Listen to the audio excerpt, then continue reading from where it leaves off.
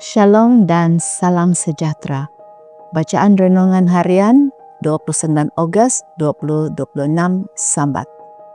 Tema, agar kita tidak lupa. Mari berdoa. Bapa Surgawi, hari ini kami mau membaca firman-Mu. Biarlah kiranya Roh Kudus masuk ke dalam hati dan pikiran kami agar kami bersedia menerima firman-Mu. Dalam nama Yesus kami sudah berdoa. Amin. Tajuk bacaan di sesi General Conference bagian pertama. Ayat inti, saudara yang dikhianati lebih sulit didekati daripada kotak benteng dan pertengkaran seumpama palang-palang pintu sebuah puri. Amsal 18 ayat 19. Tidak semua persidangan gereja adalah menyenangkan. Malangnya, persidangan di Minneapolis tergolong dalam sisi negatif sejarah. Akhbar Minneapolis Journal bertarik 13 Oktober menyifatkan Adventist sebagai golongan unik yang memelihara hari Sabtu sebagai Ahad, menghormati seorang nabi perempuan, dan percaya dunia akan segera berakhir. Jurnal edisi 19 Oktober melaporkan bahwa golongan Adventist menangani isu-isu teologi yang sukar dengan kesungguhan seperti seorang lelaki rajin memecahkan kayu api. Akhbar itu mungkin menambah bahwa mereka juga tidak begitu lembut antara satu sama lain dalam dialog teologi mereka. Semangat agresif yang ditunjukkan itulah yang Ellen White khawatirkan akan berlaku.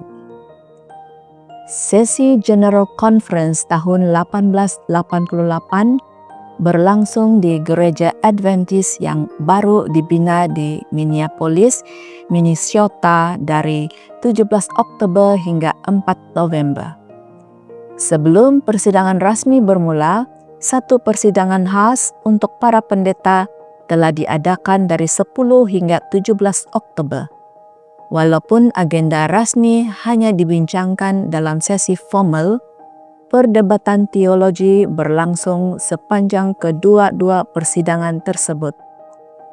Menjelang akhir sesi, Wagner mencatat bahwa terdapat 3 isu utama teologi yang dibincangkan.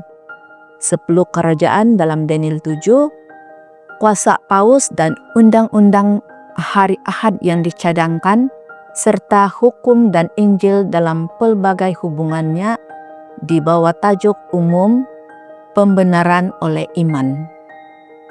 Daripada ketiga-tiga isu itu, satu-satunya yang tidak memecah belahkan kepimpinan Adventist di Minneapolis ialah isu kebebasan beragama. Semua bersetuju bahwa undang-undang kebangsaan tentang hari Ahad yang dicadangkan merupakan petanda yang tidak menyenangkan dalam sejarah nubuatan yang berkaitan dengan Wahyu 13 dan 14. Oleh itu, tiada siapa yang pertikaikan khutbah A.T. Jones mengenai kebebasan beragama.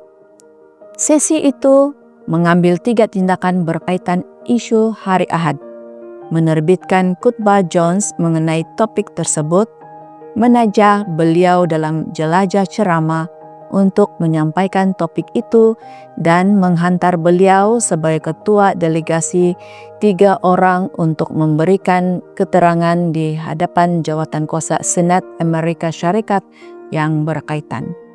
Dengan itu, menjelang akhir persidangan, Jones berada di landasan untuk menjadi seorang pejuang sepenuh masa dalam bidang kebebasan beragama. Satu peranan di mana beliau akan memberikan beberapa sumbangan paling penting kepada gereja Adventist. Bapa, penuhilah kami khususnya dalam masa-masa yang sukar dengan Roh-Mu agar kami dapat belajar bekerja sama antara satu sama lain dengan cara yang lebih berkesan. Demikianlah bacaan renungan kita hari ini. Tuhan memberkati kita semua. Amin.